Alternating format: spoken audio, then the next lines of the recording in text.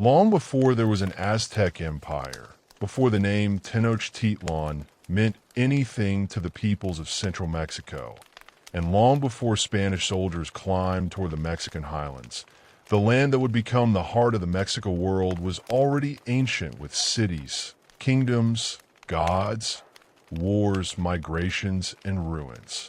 The Aztecs did not create Mesoamerican civilization from nothing. They inherited a world thousands of years in the making. And that fact is essential because the story of the Aztecs is not really the story of an isolated people suddenly appearing and building an empire. It is the story of newcomers entering one of the most politically competitive and culturally sophisticated regions of the Americas, adopting traditions that were already old, transforming them, and eventually becoming so powerful that much of central Mexico was forced to reckon with them. Then, at almost the exact moment when their power seemed greatest, everything changed. Their capital would become one of the largest cities in the Americas. Their armies would campaign hundreds of kilometers from home. Tribute would pour into their warehouses. Merchants would travel across distant frontiers. Rulers would preside over ceremonies of extraordinary scale. And then, within a few violent years, the imperial order centered on Tenochtitlan would collapse. But even that collapse was not the simple story often told afterward. A few hundred Spaniards did not single-handedly destroy millions of helpless people. The Mexica did not surrender because they mistook every Spaniard for a god. The empire did not fall because of one weapon, one man, or one mistake. Its destruction came from a convergence of forces. Spanish ambition mattered. Steel, cavalry, gunpowder, and maritime technology mattered. Disease mattered enormously, but so did tens of thousands of indigenous combatants. So did old rivalries. So did cities that had resisted Mexican domination. So did tributary communities with their own political calculations. And so did the choices of Nahua, Totonac, Tlaxcalan, Texcocan, Spanish, and other individuals who could not know what kind of world their decisions were helping to create. To understand all of that, we have to go back centuries before the Mexica became powerful. Mesoamerica was one of the great independent centers in which complex civilization developed. It covered much of what is now Mexico and Central America, although its cultural boundaries changed over time. Across this enormous region, societies developed intensive agriculture, monumental architecture, far-reaching trade, sophisticated calendars, systems of writing and record-keeping, complex religions, and powerful states. Among the earliest major traditions was the Olmec civilization of the Gulf Coast, which flourished beginning in the 2nd millennium BCE at centers such as San Lorenzo and La Venta. Olmec artists produced some of the most extraordinary monuments of early Mesoamerica. The most famous are colossal basalt heads, some weighing many tons. Their individual features and headgear have led archaeologists to interpret them as representations of important persons, probably rulers. The Olmec were immensely influential, but calling them simply the mother culture of all later Mesoamerican civilization can be misleading. Mesoamerica developed through interaction among multiple regions and traditions rather than through a single civilization handing everything to its successors. Still, symbols, ritual practices, artistic conventions, and systems of political authority visible in the Olmec world would echo through later Mesoamerican history. Centuries passed. Cities rose elsewhere. Zapotec rulers built Monte Alban above the Oaxaca Valley. Maya kingdoms flourished farther southeast. And in the basin of Mexico, a city appeared that would become so immense that its abandoned monuments would still overwhelm the Mexica many centuries afterward. That city was Teotihuacan. Its ancient name is unknown. Teotihuacan is the name by which later Nahuatl speakers knew the ruins, conventionally interpreted as something like the place where gods were made or born. That detail tells us something remarkable. To the Mexica, Teotihuacan was already an ancient mystery. They did not build the pyramid of the sun. They did not build the pyramid of the moon. Those monuments belonged to a civilization whose great age had ended centuries before the founding of Tenochtitlan. At its height during the first half of the first millennium CE, Teotihuacan covered an enormous area and contained tens of thousands of inhabitants, with estimates commonly reaching around 100,000 or more. Its Avenue of the Dead connected monumental compounds. The Pyramid of the Sun rose above the urban landscape. The Pyramid of the Moon framed the northern end of the Great Avenue. The Feathered Serpent Pyramid displayed monumental serpent imagery and was associated with evidence of large-scale human sacrifice. Beyond the ceremonial center stood residential compounds containing inhabitants from different regions of Mesoamerica. Teotihuacan was not simply a collection of temples. It was an extraordinary urban organism. Obsidian was worked on a huge scale. Craftspeople produced ceramics and other goods. Merchants connected the city to distant regions. Its political and cultural influence extended hundreds of kilometers beyond the basin of Mexico. Evidence associated with Teotihuacan appears in Maya lands, including at Tikal, where events in the 4th century suggest exceptionally important interaction involving people connected with central Mexico. Yet for all its scale, Teotihuacan remains frustratingly mysterious. We do not possess anything like the dynastic historical record available for many classic Maya kingdoms. Its system of government remains debated. We cannot confidently recite a sequence of emperors comparable to later Mexica rulers. Its murals show gods, animals, plants, warriors, processions, and supernatural landscapes, but they do not easily yield the biographies of kings.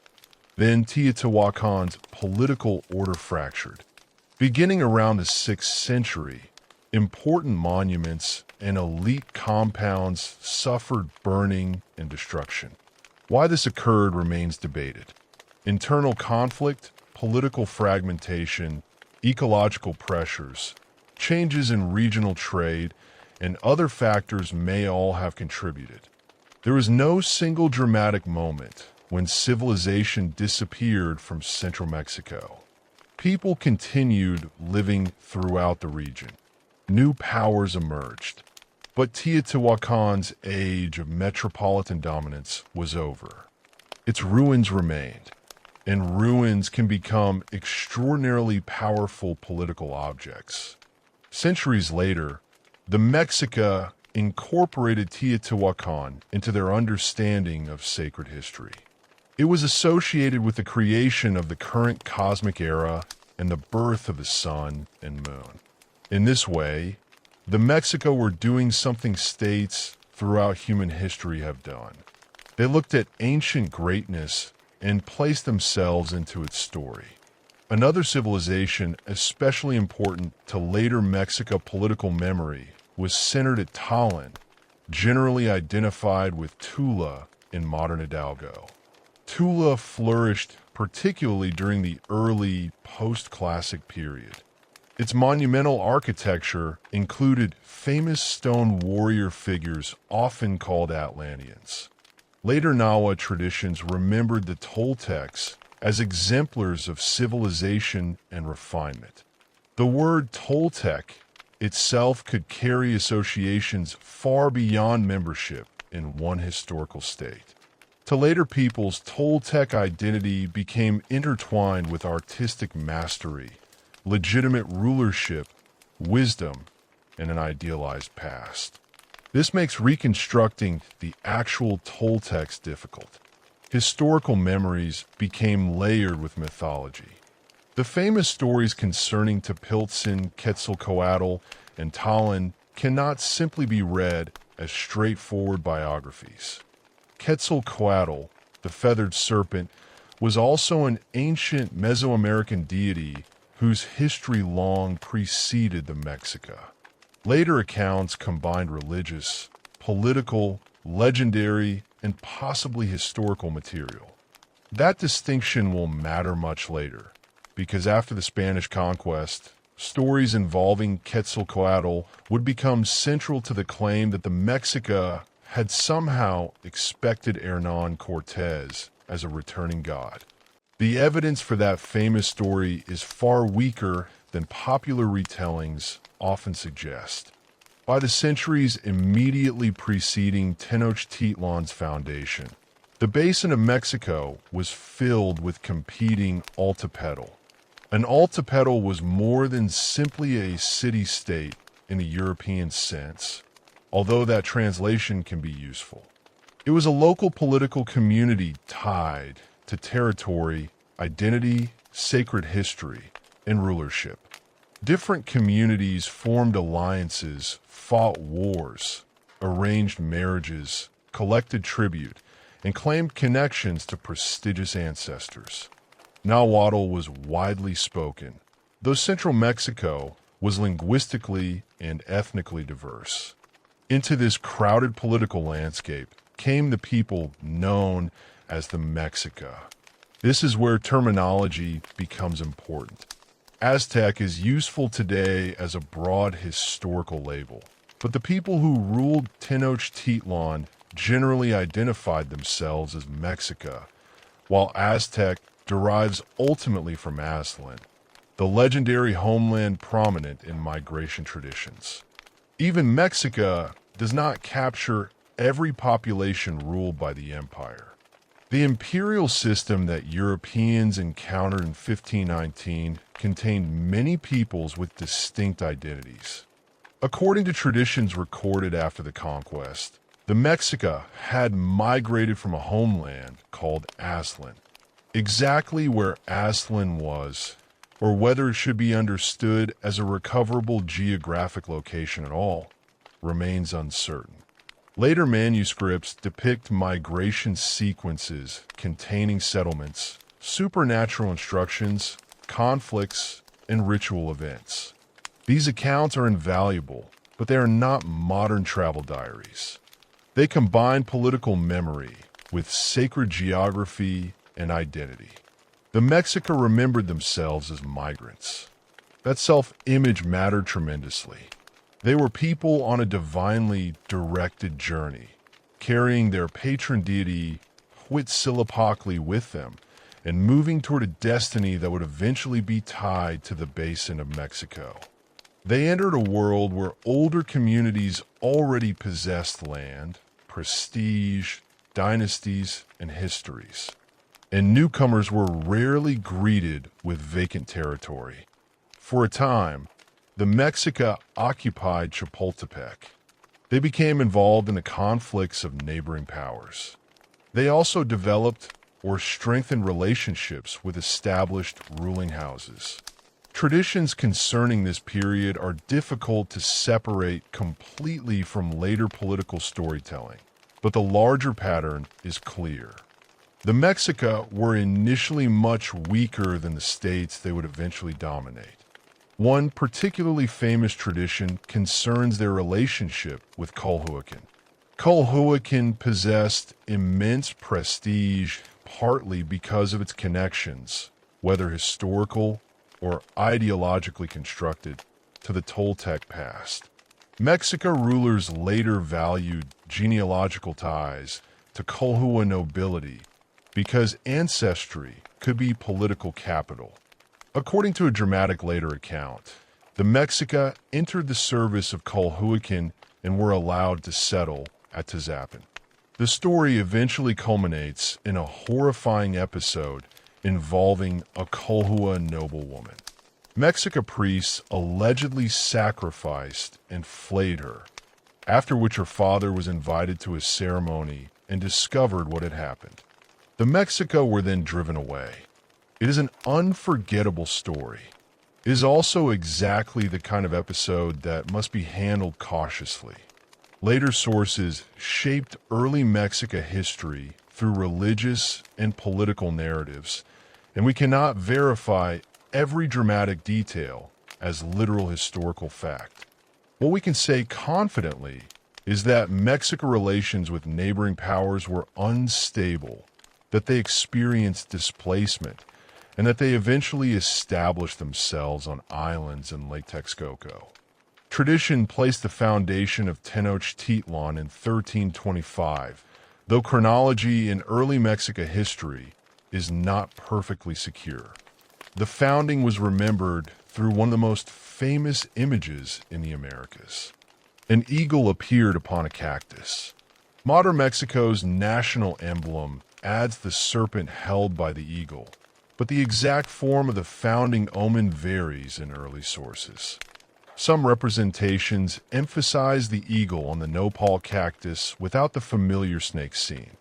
That may sound like a minor correction, but it demonstrates how national symbols can evolve from older traditions. For the Mexica, the meaning was far greater than the details of modern heraldry. This was sacred geography. The place had been chosen, and from a location that might have looked deeply inconvenient to outsiders, they began constructing the city that would change Mesoamerican history. Lake Texcoco formed part of an interconnected lake system across the basin of Mexico. The island environment gave the Mexica defensive advantages and access to canoe transportation, but it created immense engineering problems. Building a large city on wet ground required continual human intervention. Structures needed foundations. Fresh water had to be supplied. Flooding had to be managed. Land had to be created or expanded. Food for a growing population had to arrive constantly. Tenochtitlan, therefore, became inseparable from hydraulic engineering. Causeways connected the island to the mainland. Canals carried people and goods through the urban landscape. Aqueducts brought drinking water from springs on the western side of the basin. Dikes helped regulate water. Agricultural production across the lake zone supported the metropolis. And here another popular description needs correction. Chinampas were not literally floating gardens. They were intensively cultivated, raised agricultural fields constructed in shallow lake environments, stabilized within a managed landscape of canals. Nor were they invented uniquely by the Mexica. Chinampa agriculture had a longer regional history, but the Mexica and their neighbors made brilliant use of this productive agricultural system, especially in the freshwater southern lakes. A well-managed Chinampa landscape could produce extraordinarily rich harvests. Maize grew beside beans, squash, chilies, flowers, and other crops.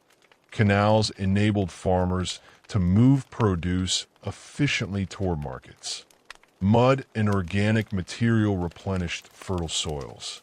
The result was not some miraculous garden drifting freely on the lake. It was something more impressive. It was a heavily engineered agricultural ecology created through sustained labor and generations of local knowledge. Yet early Tenochtitlan was not independent. The strongest power in the region became Azcapotzalco, associated with the Tepanecs. The Mexica served the Tepanec rulers, paid tribute, and fought in their campaigns. This subordination was not merely humiliation. It gave Mexico warriors valuable experience. By participating in Tepanec warfare, Tenochtitlan entered regional politics, acquired resources, and developed military connections. At home, the political system became increasingly formalized. The office of Tlahtoni, literally a speaker, became the central institution of dynastic rulership. A Tlahtoni was not an absolute monarch chosen randomly from the population. He came from an eligible royal lineage and was selected through elite political processes.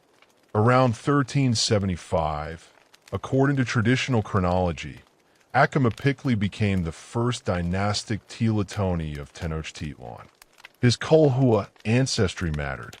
It linked the Mexica ruling house to prestigious regional bloodlines.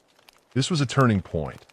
A migrant community that had once struggled for political recognition now possessed a dynasty capable of speaking the language of legitimacy understood by older powers. Acamapicli was succeeded by Huitzilihuitl and then Chimalpopoca. During these generations, Tenochtitlan grew.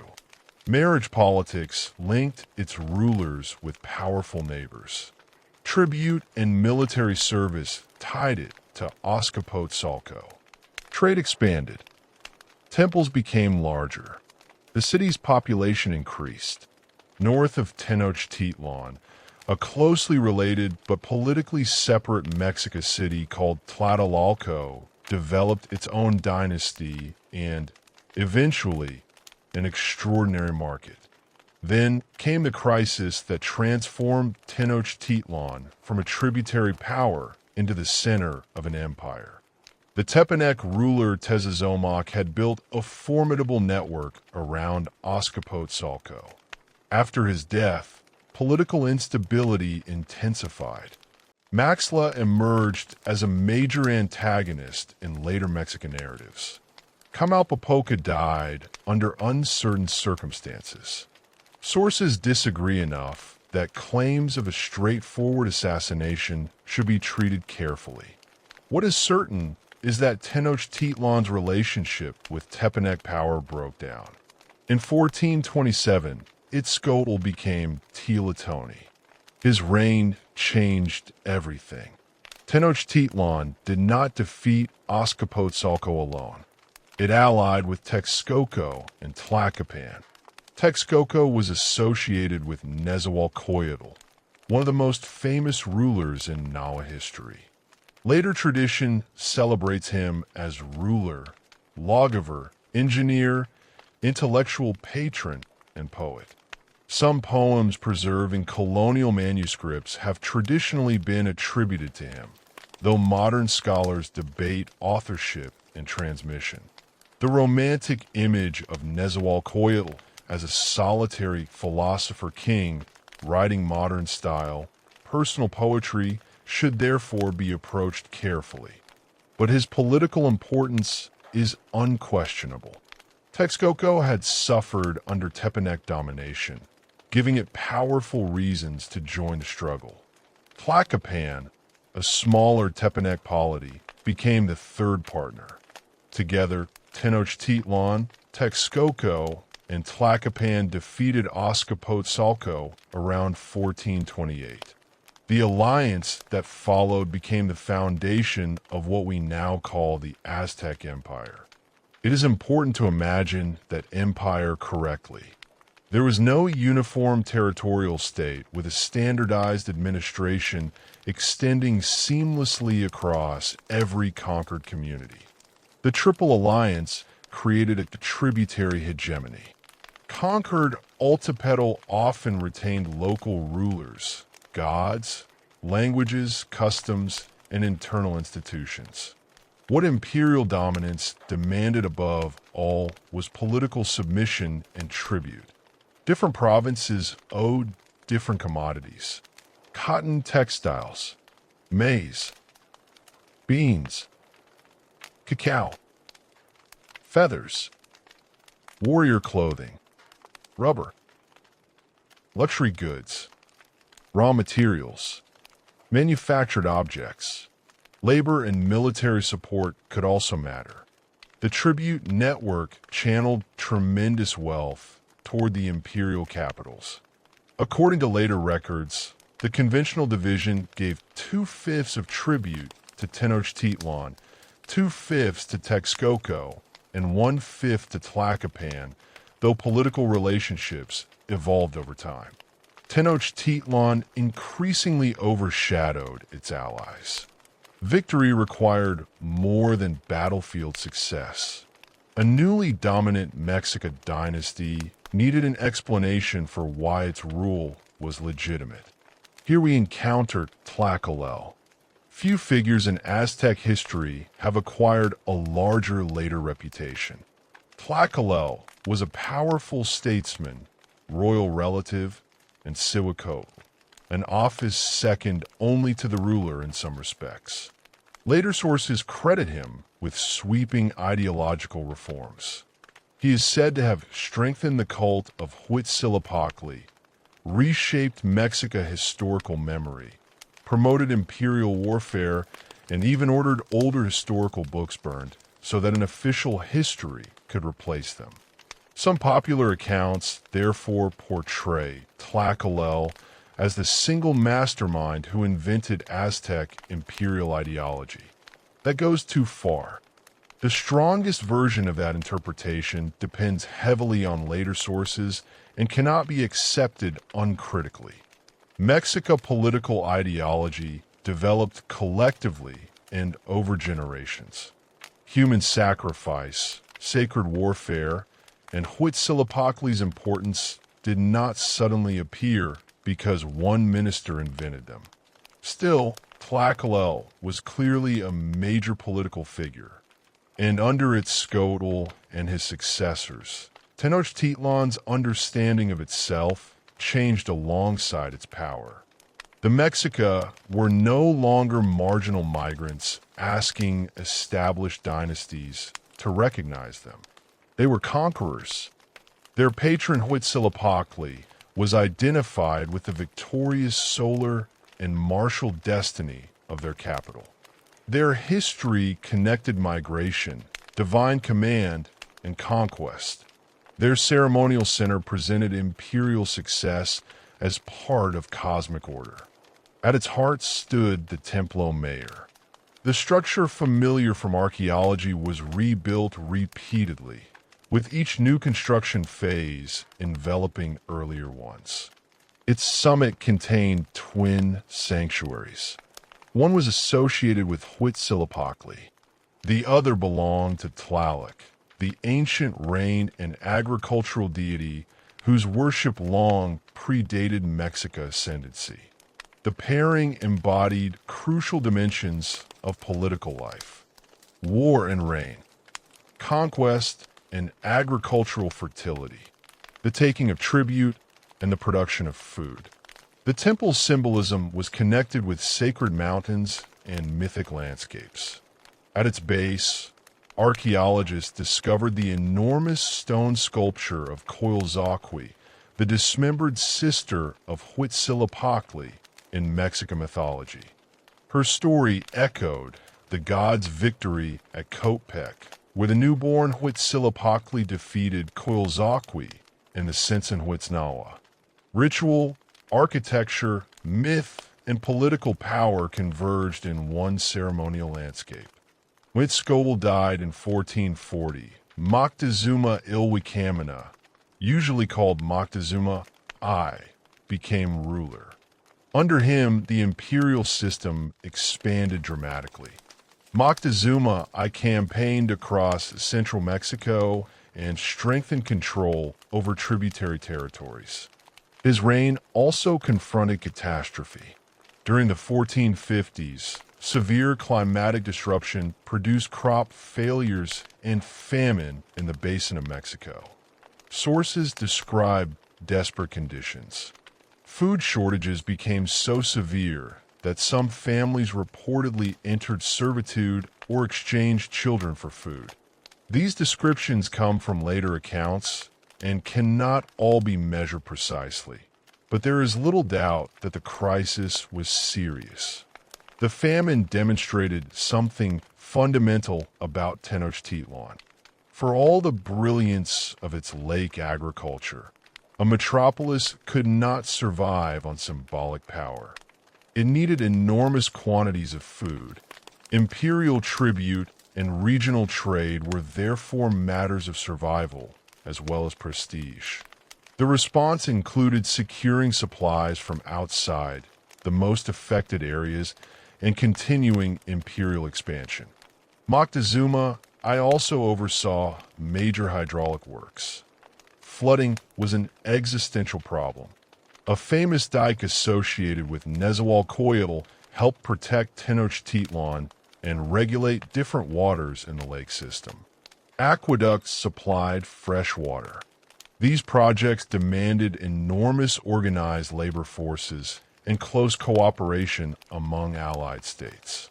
They also illustrate a side of Mexican power that disappears when the civilization is reduced only to warfare and sacrifice.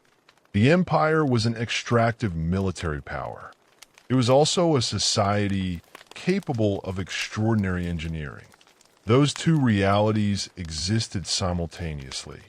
So did another reality that has dominated almost every later discussion of the Aztecs. Human sacrifice was real.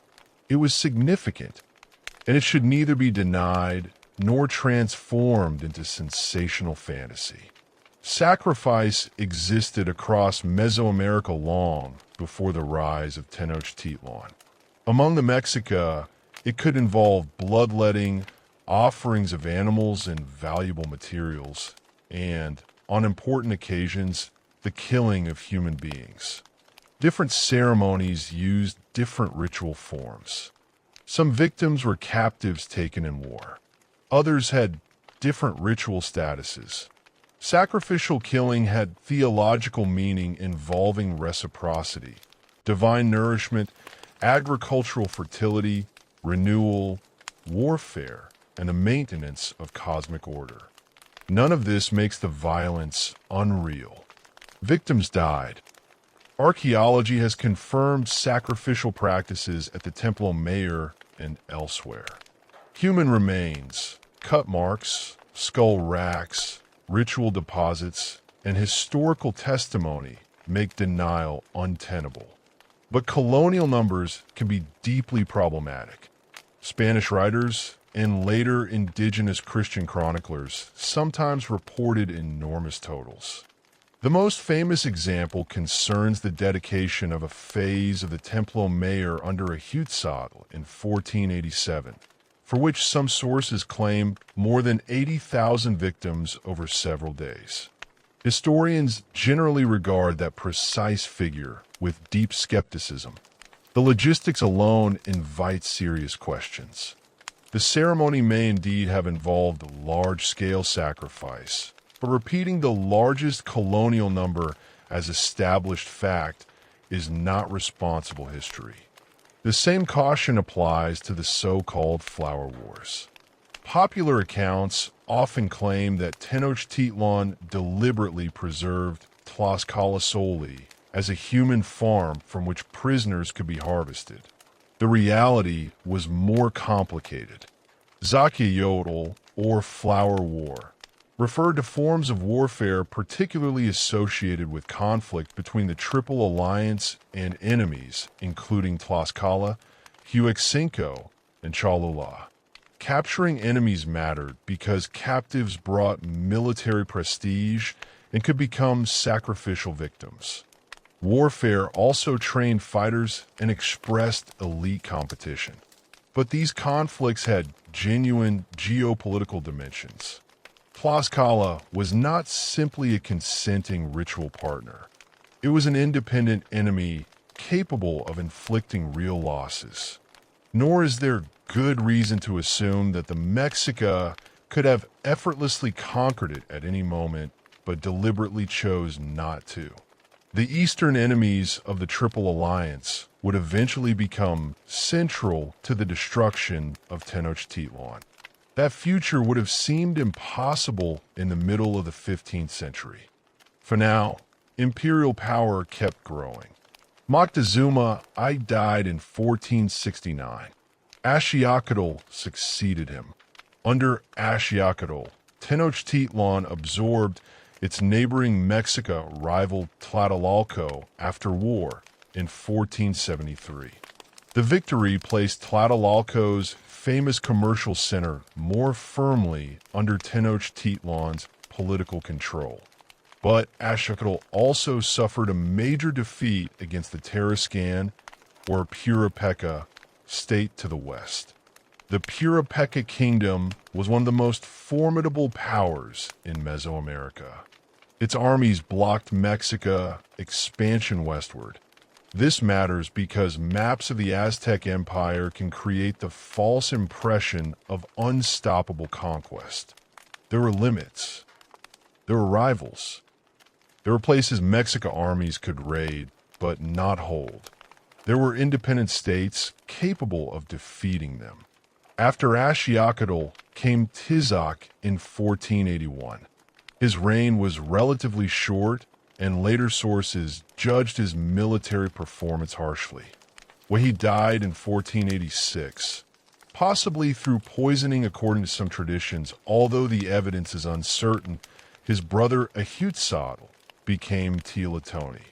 Ahuitzotl proved to be one of the most aggressive expansionists ever to rule Tenochtitlan. His armies carried imperial power south and southeast into Oaxaca and toward the Soconusco region near the Pacific coast. These conquests brought valuable tropical products within reach of the tribute system. Cacao, cotton, feathers, jaguar skins, precious materials, goods that could not be produced around high-altitude Tenochtitlan now traveled toward the capital through imperial networks. Expansion created wealth. It also created enemies. A tributary empire possessed a structural vulnerability. Its subjects did not have to love their conquerors. They had to obey them. As long as Mexican military supremacy remained convincing, tribute could be enforced. If that supremacy ever appeared uncertain, local calculations could change rapidly. Not every tributary community hated Tenochtitlan. Some elites benefited from imperial arrangements. Some cities collaborated. Political relationships varied enormously. But enough resentment existed that an outside force able to exploit regional divisions might become exceptionally dangerous. Nobody yet knew such a force was coming. Under Ahuitzotl, the capital itself grew more impressive.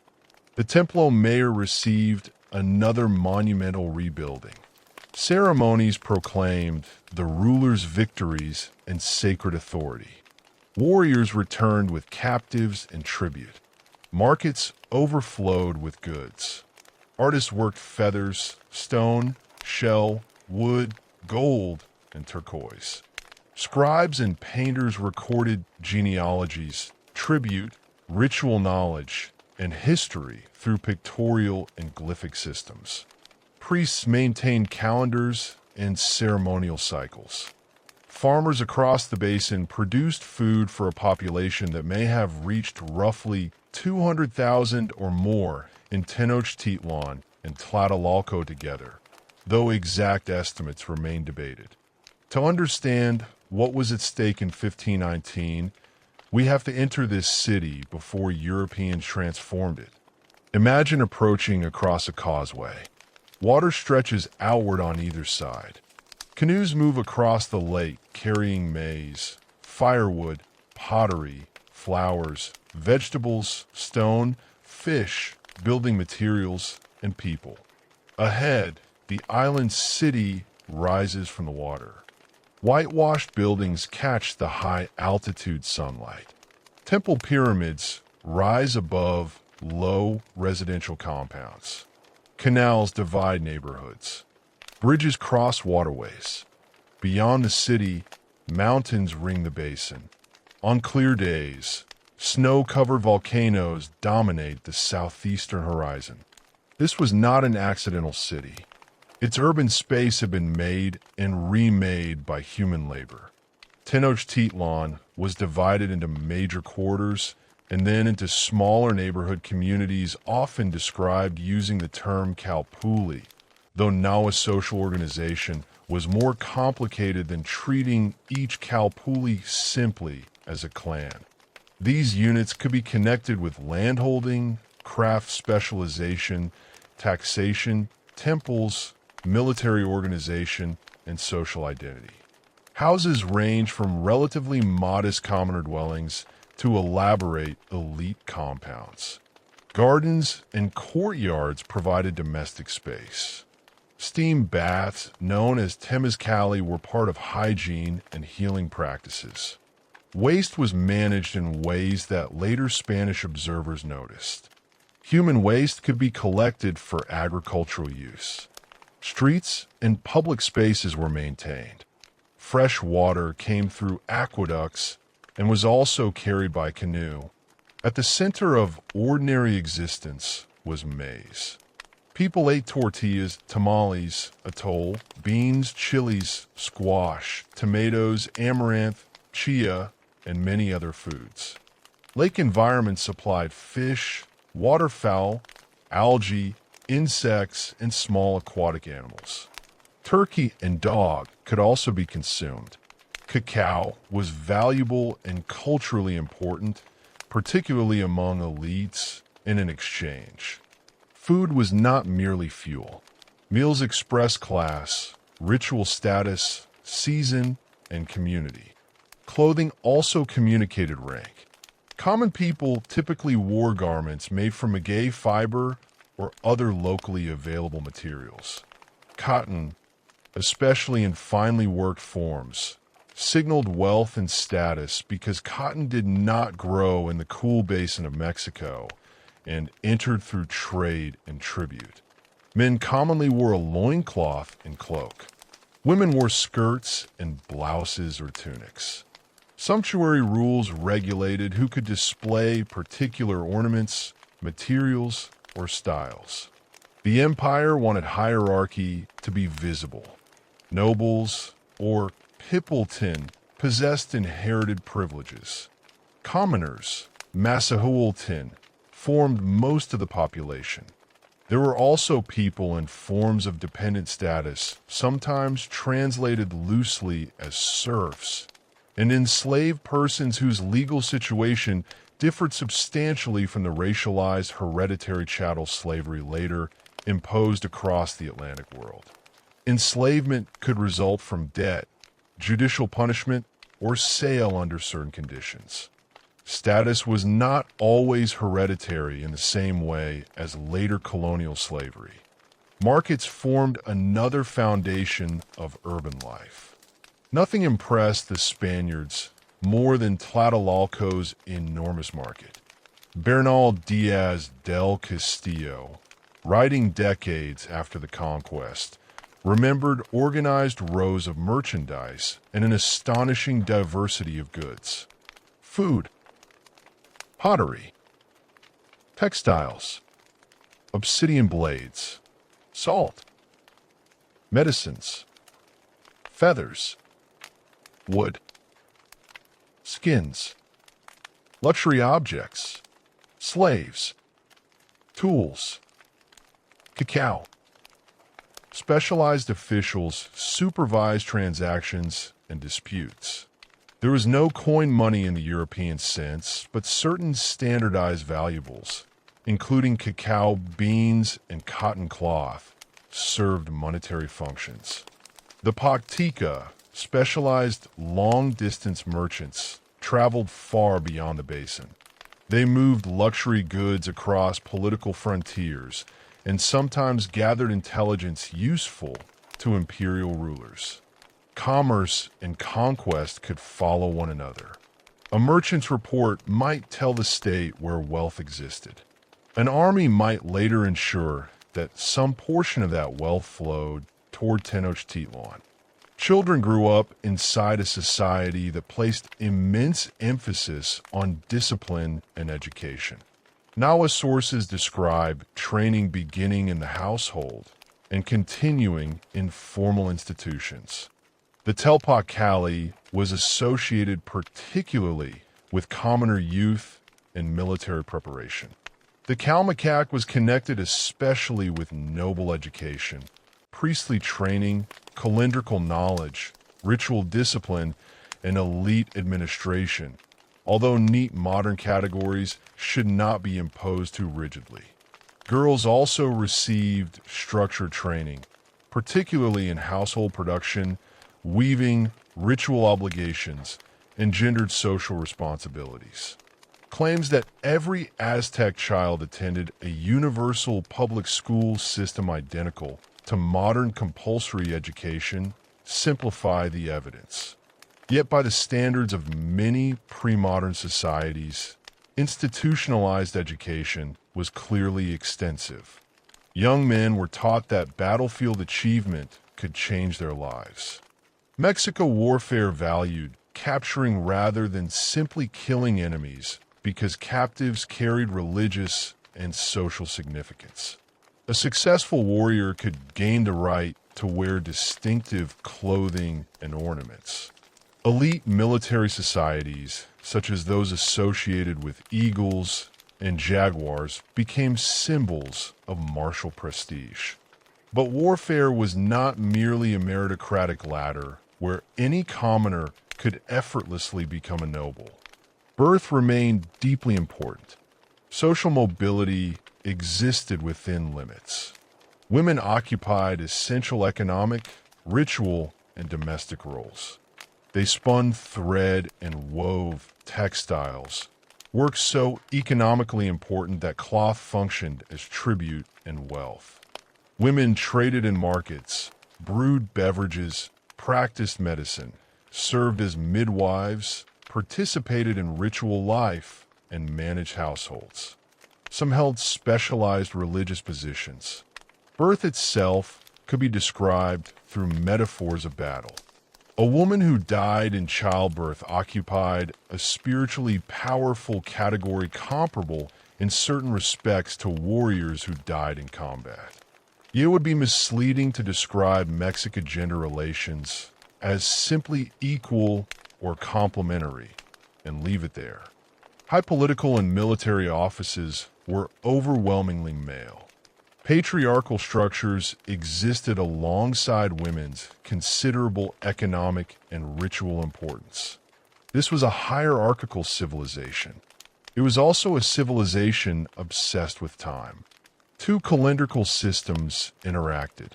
The 260-day ritual count, the Tanalpwali, combined 20-day signs with 13 numbers. The 365-day solar calendar, the Zyapawali, organized seasonal and ceremonial time. Together, the cycles returned to the same combination every 52 solar years. The completion of such a calendar round was marked by the new fire ceremony. At the end of the old cycle, fires were extinguished. The possibility that cosmic order might fail was ritually confronted. A new fire was kindled and distributed again. Time was not an empty line extending mechanically into the future. It carried qualities, dangers, obligations, and sacred patterns. The Mexica understood themselves to inhabit a universe already shaped by earlier creations and destructions. Their era was commonly associated with the fifth sun. Cosmic survival was never guaranteed. Gods had sacrificed.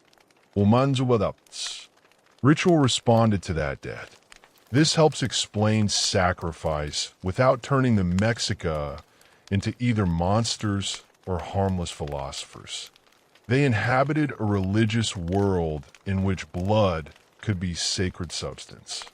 Priests and ordinary worshippers performed auto-sacrifice by piercing parts of their bodies.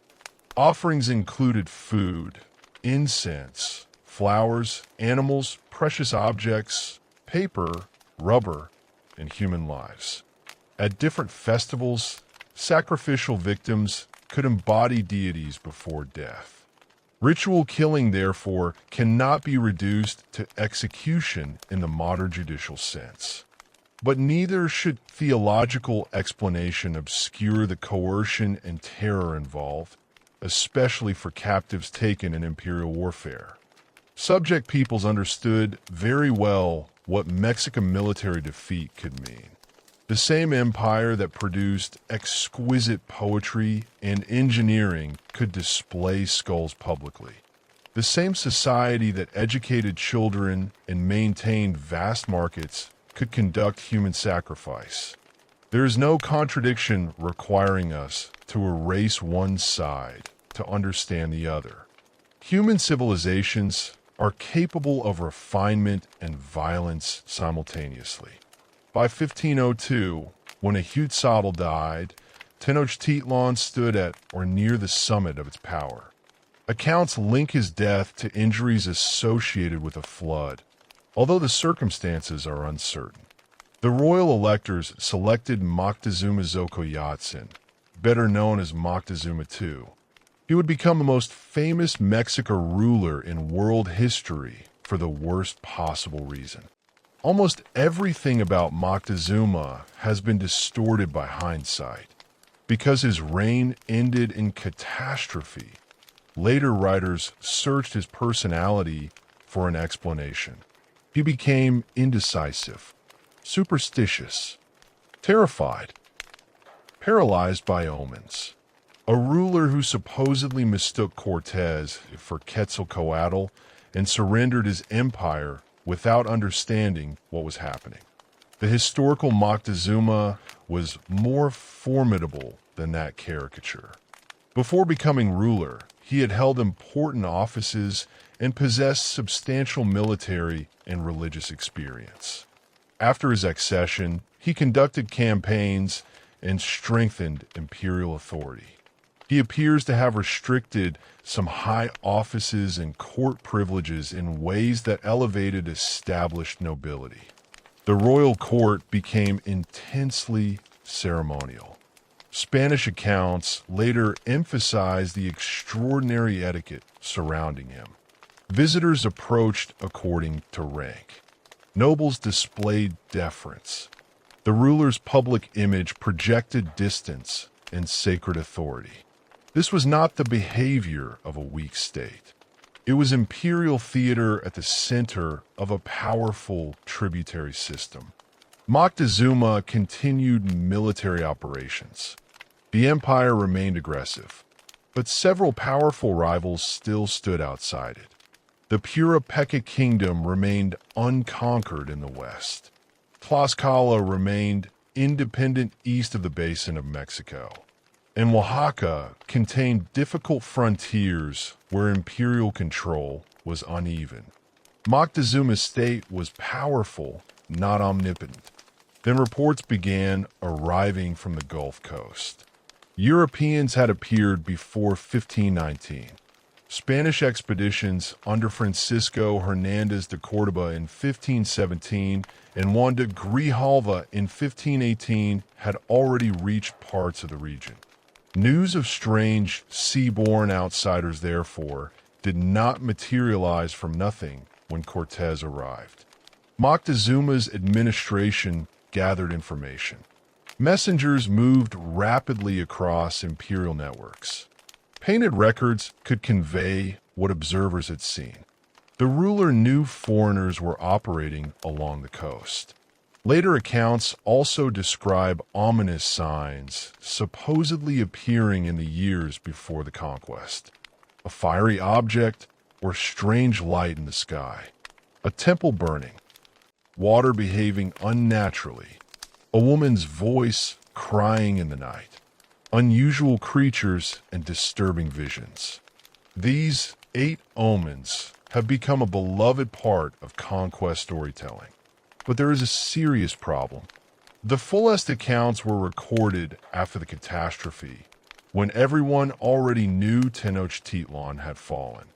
Human beings are exceptionally good at discovering prophecies after the event.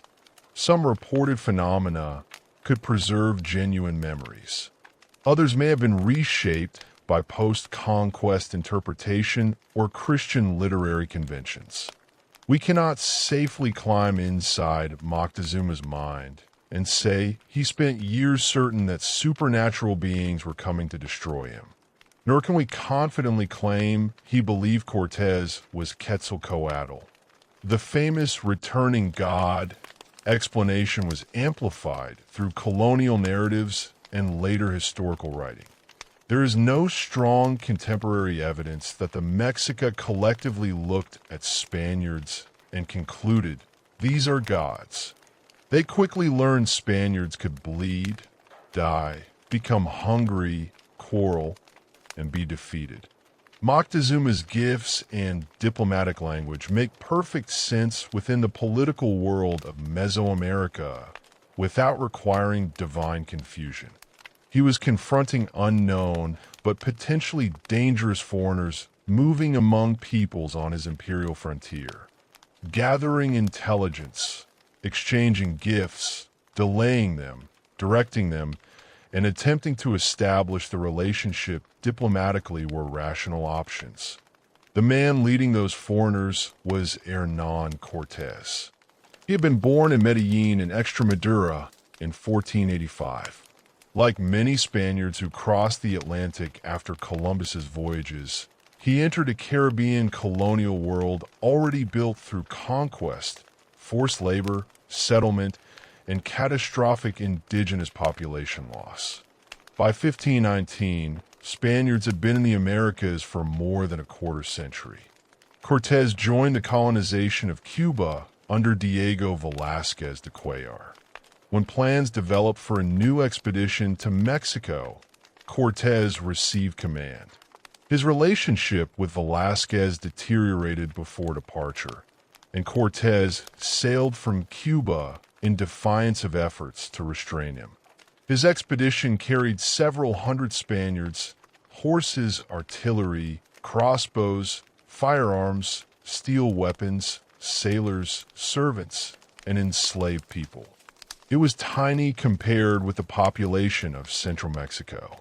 If the story ended with those Spaniards marching alone against the entire empire, they almost certainly could not have conquered it. But that is not what happened. Cortés arrived in a politically fragmented world, and almost immediately, indigenous actors began determining the course of the expedition. In Tabasco, the Spaniards fought Maya forces at the Battle of Centla. Afterward, they received supplies and enslaved women. One of those women was Melintzin. Few individuals in the conquest have been remembered through more layers of admiration, condemnation, nationalism, gender politics, and myth. The Spanish called her Marina. Later traditions called her Malinche. She was probably born in a Nahuatl-speaking region and had ended up among Maya speakers through enslavement and displacement. She knew Nahuatl and a Maya language. Another member of Cortés's expedition, Geronimo de Aguilar, had survived years in the Maya world and spoke Maya. Initially, a chain of interpretation could therefore operate. Cortés spoke Spanish to Aguilar. Aguilar rendered the message into Maya. Melintzin translated Maya into Nahuatl. Soon Melintzin learned Spanish sufficiently to become even more indispensable. Calling her merely Cortés's translator understates her importance.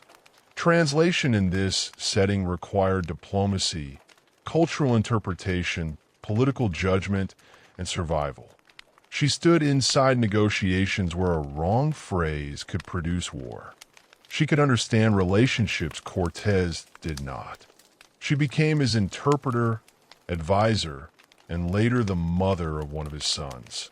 Much later, Mexican nationalism sometimes transformed her into a traitor. That accusation imposes a nation that did not yet exist upon an enslaved indigenous woman navigating a world of competing states. There was no Mexican nation-state for her to betray. From the Gulf Coast, Cortés entered relations with Totonac communities around Sempoala. These communities were subject to Mexica tribute demands and had grievances against imperial domination. Cortés realized something decisive. Moctezuma's enemies could provide what Spaniards lacked: food, porters, intelligence, political legitimacy, and above all, soldiers.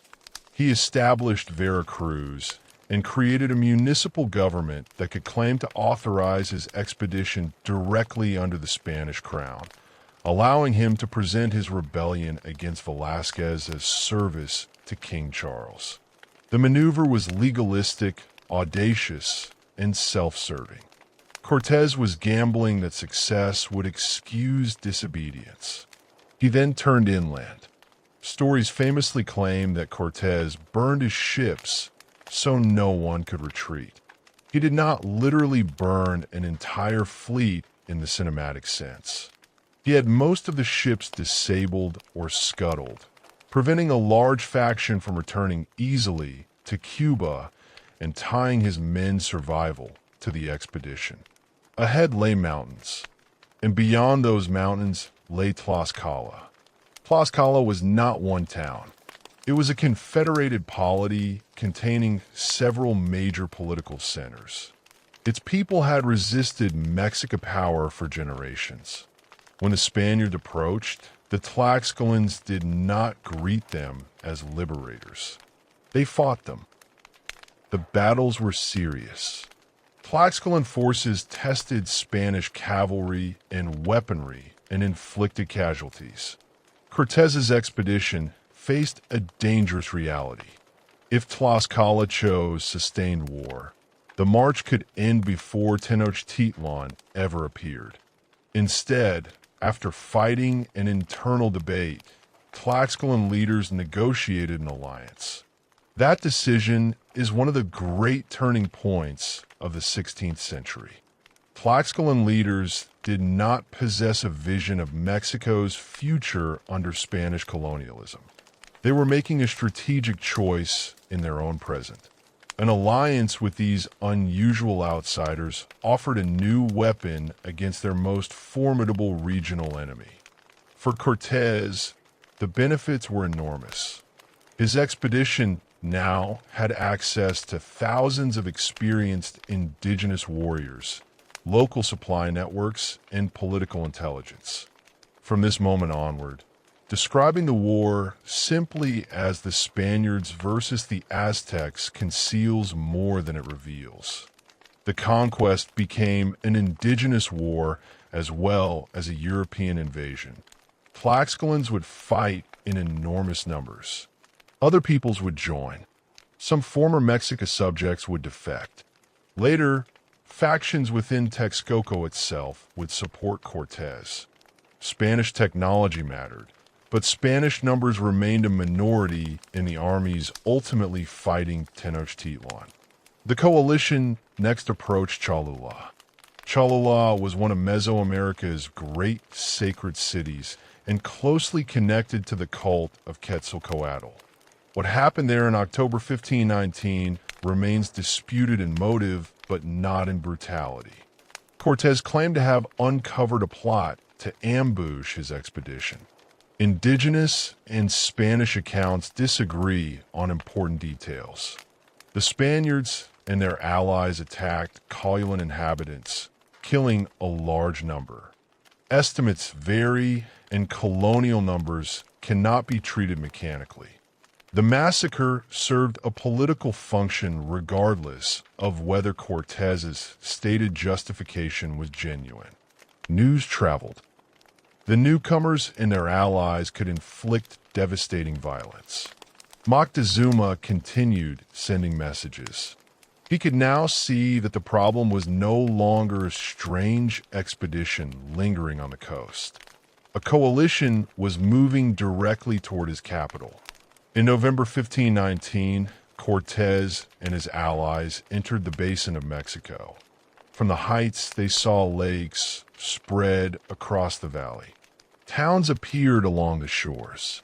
Causeways crossed water, and in the distance stood Tenochtitlan. Spanish witnesses struggled later to describe what they had seen. Bernal Diaz famously compared the lake cities to enchantments from chivalric romances. Whatever later exaggerations entered those recollections, their amazement is understandable. They had entered one of the great urban landscapes of the world. On November 8th, 1519, Cortés met Moctezuma. The encounter was enveloped in ceremony. Gifts were exchanged. Diplomatic speeches were delivered. Melanson stood at the linguistic center of the meeting. Cortés and his men were accommodated in the palace associated with Axayacatl.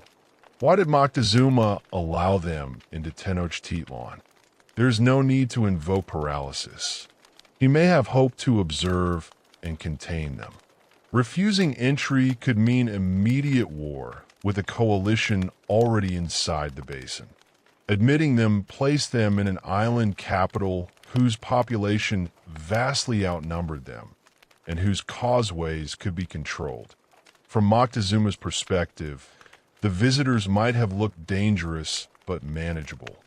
From Cortés's perspective, entering the city was breathtakingly risky. For a short period, two political worlds occupied the same space. Spaniards inspected markets and temples.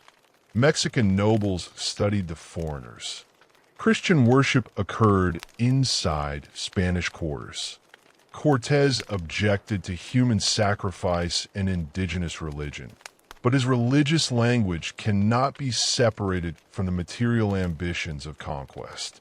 The Spaniards wanted gold. They repeatedly asked about it. They accumulated treasure.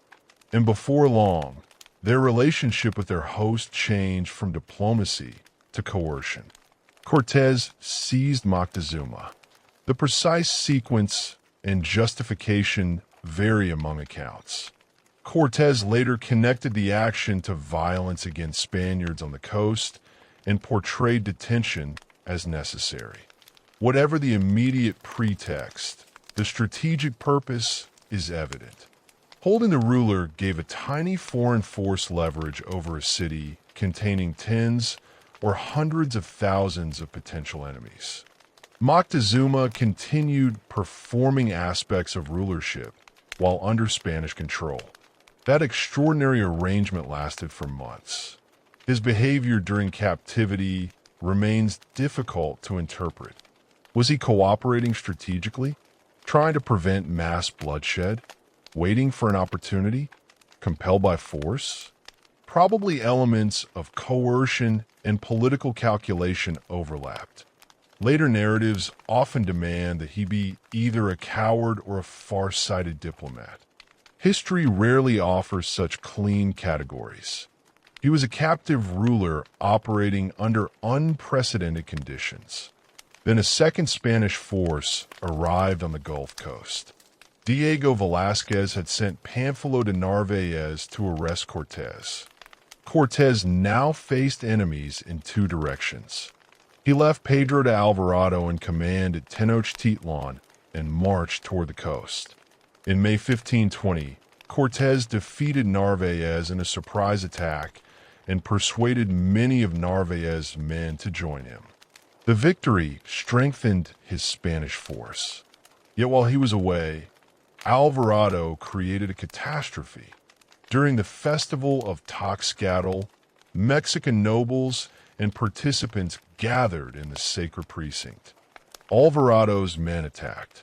Spanish sources later alleged that they feared an uprising. Indigenous accounts describe the assault as an unprovoked massacre of people engaged in ceremony. Whatever Alvarado believed, the consequences were immediate. Members of the Mexica elite were slaughtered. The city erupted. Cortés returned to find Tenochtitlan in rebellion. The Spaniards and their allies were trapped. Moctezuma's authority had collapsed. At some point during the crisis, he was fatally injured. And here one of the most famous deaths in American history becomes uncertain. Spanish accounts claim Moctezuma went out to address his people and was struck by stones or projectiles thrown by enraged Mexica. Other indigenous traditions blamed the Spaniards for killing him. We cannot establish the exact manner of his death with certainty. What we can establish is that by late June 1520, Moctezuma II was dead. His death destroyed whatever political utility his captivity had provided. The Mexica selected Cuitlahuac as ruler. He was no puppet. He became a leader of resistance. The Spaniards now needed to escape. During the night of June 30th into July 1st, 1520, the Spanish-led force attempted to cross the Western Causeway toward Tlacopan. Rain and darkness aided concealment. Portable bridging equipment was intended to cross breaks in the causeway. Then the alarm sounded. Mexico warriors attacked from the city and from canoes. The retreat became a disaster. Men crowded onto narrow passages. Horses slipped. Artillery was abandoned. Treasure became deadly ballast. Those who had loaded themselves with stolen gold could be dragged under when they fell into canals or gaps in the causeway. Spanish soldiers died. Indigenous allies died in even greater numbers. The event became known to the Spaniards as La Noche Triste, the Night of Sorrows. From the Mexica perspective, it was a military victory. The invaders had been driven from Tenochtitlan. Their supposedly terrifying horses could die. Their armored men could drown. Their weapons could be captured. The city had fought back. And for one extraordinary moment, the future remained open. The survivors retreated toward Tlaxcala. On the way, they fought another major engagement near Otumba. Spanish cavalry played an important role in enabling the battered force to escape. Eventually, Cortés reached Tlaxcalan territory. The alliance held. That fact doomed any hope that the retreat automatically meant the invasion was over. Had Tlaxcala turned on Cortés at that moment, history could have gone very differently. Instead, both sides prepared for another campaign. Meanwhile, Tenochtitlan confronted an enemy no warrior could see. Smallpox had crossed the Atlantic as part of the biological consequences of European expansion. An infected person associated with the incoming forces probably helped introduce the virus into central Mexico. By late 1520, the disease spread catastrophically through populations with no previous exposure. Smallpox does not need mythology to make it terrifying. High fever, pain, weakness, pustules covering the body, blindness in some survivors, death for many. And when thousands become sick simultaneously, consequences extend far beyond individual mortality. Who carries water? Who prepares food? Who tends fields? Who cares for children? Who commands soldiers? Who buries the dead? Who performs government? Who conducts ritual? Epidemic disease attacks institutions through bodies. Cuitlahuac died during the epidemic after ruling for only a matter of months. He was succeeded by Cuauhtémoc. The final independent Tlatoani of Tenochtitlan was young, probably in his 20s. He inherited a nearly impossible situation. The epidemic had killed or weakened a large share of the population. The Spaniards had survived. Tlaxcala remained allied with them. Other communities were reassessing which side was likely to win. And Cortés was preparing not merely to return, but to systematically isolate the city. During the months after his retreat, he rebuilt his coalition. Spanish reinforcements and supplies reached him. Indigenous allies provided overwhelming manpower. Cities around the basin of Mexico became battlefields of allegiance. Texcoco was especially important. A succession conflict allowed Ixtlahuaca, a Texcocan prince hostile to the existing political alignment, to become a major Spanish ally. This shattered the old Triple Alliance from within. It also gave Cortés a base on the eastern shore of Lake Texcoco. Then came one of the decisive engineering achievements of the conquest. Cortés ordered brigantines constructed. Components were prepared with the assistance of indigenous labor, transported, and assembled at Texcoco. In 1521, 13 small armed sailing vessels entered the lake. Tenochtitlan's water environment had always been one of its great defenses. Now that environment became contested. The brigantines could attack canoe traffic, support operations along the causeways, and help tighten the blockade. Cortés divided the besieging forces among approaches to the city. Pedro de Alvarado operated from Tlacopan, Cristobal de Olid from Coyoacan, Gonzalo de Sandoval from the Iztapalapa area. Thousands upon thousands of indigenous warriors accompanied the relatively small Spanish contingents. The siege began in earnest in May 1521. What followed was not a clean European assault upon a passive population. It was urban warfare of extraordinary brutality. Mexica defenders damaged causeways. They opened gaps behind advancing troops. They attacked in canoes. They built barricades. They ambushed soldiers. They captured enemies alive. When Spaniards were captured, some were sacrificed in sight of their comrades. The psychological effect was enormous. Cortés learned that simply advancing along a causeway was not enough. Buildings beside the route could conceal defenders. Bridges restored behind the coalition could be reopened by Mexican forces. So the attackers increasingly destroyed the city as they advanced. Houses were torn down. Canals were filled with rubble. Positions were leveled to deny defenders cover. The conquest of Tenochtitlan, therefore, became the physical annihilation of much of the urban environment Cortés had admired less than 2 years earlier.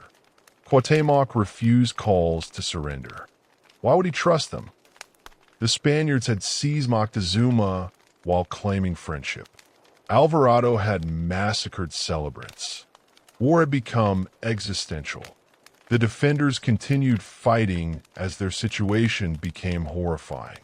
Fresh water supplies were disrupted. Food became scarce.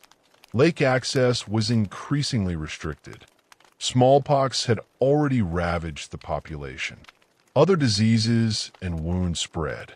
Dead bodies accumulated. People ate whatever remained available.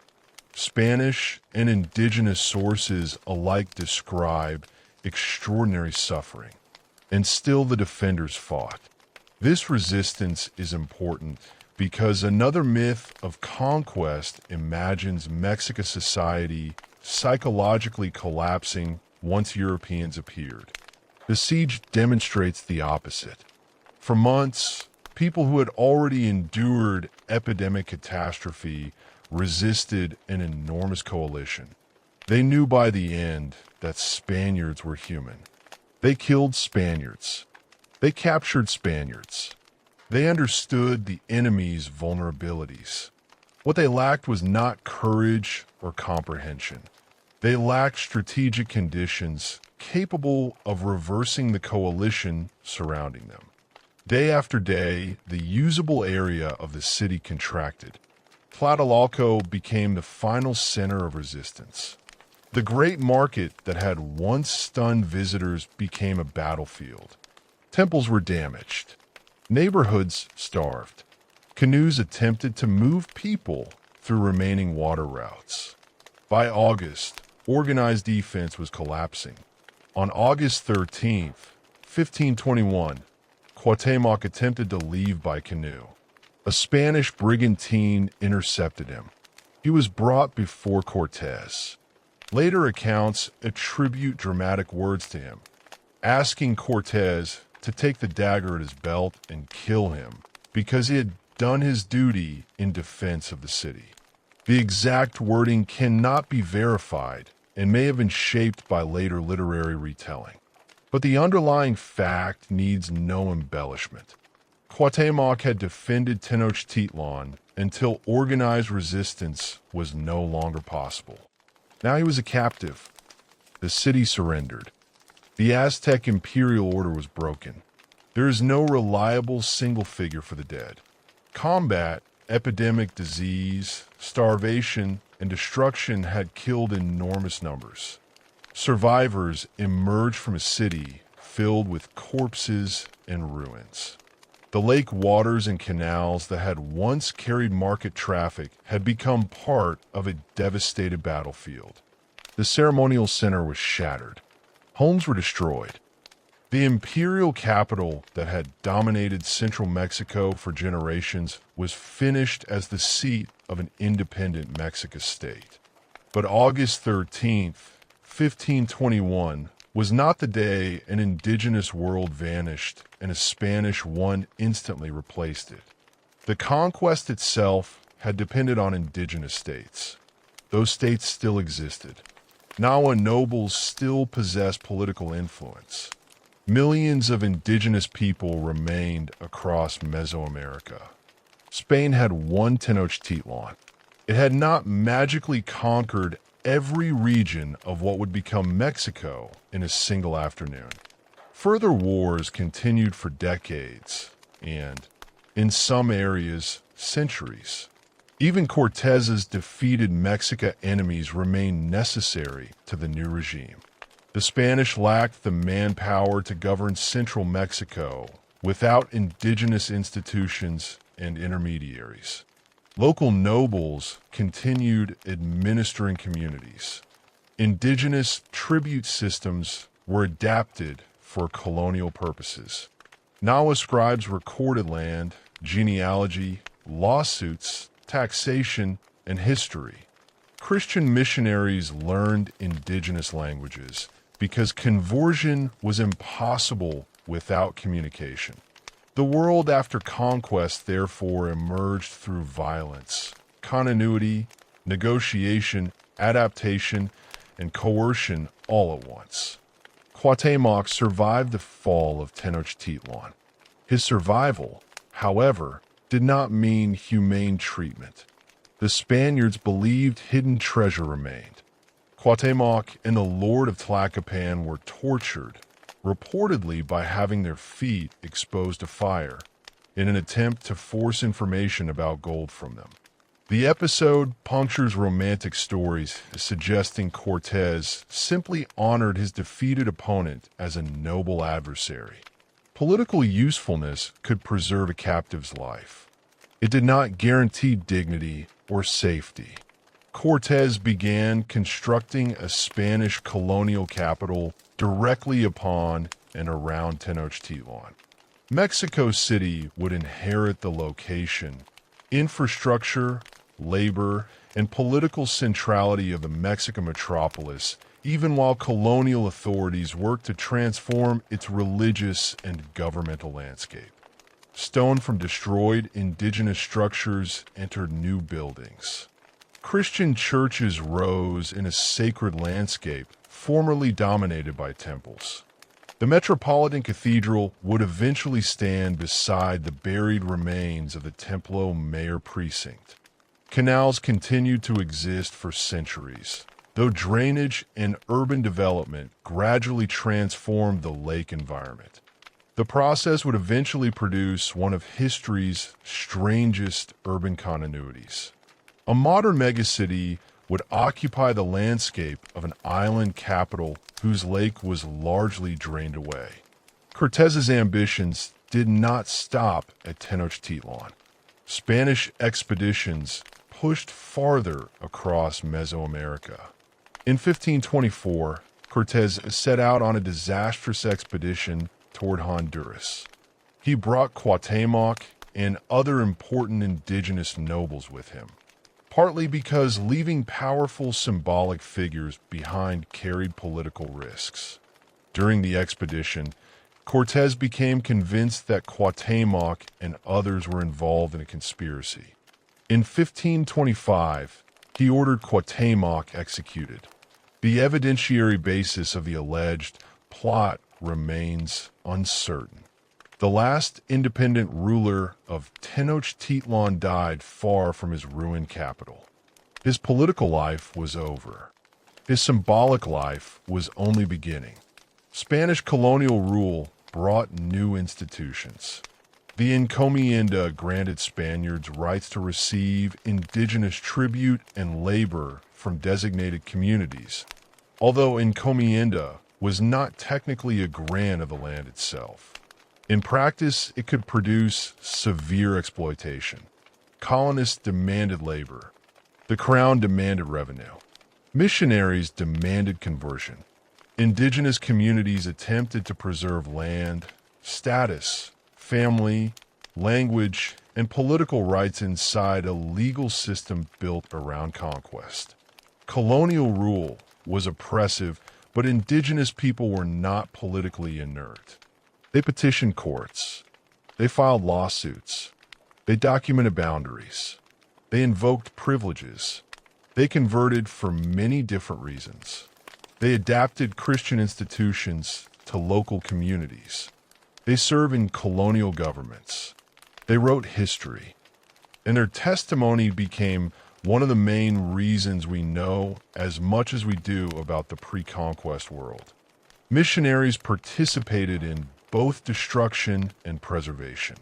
Some burned sacred objects and manuscripts because they regarded indigenous religion as idolatry. Others painstakingly documented Nahua language, medicine, natural history, religion, and oral tradition in order to understand the people they hoped to convert.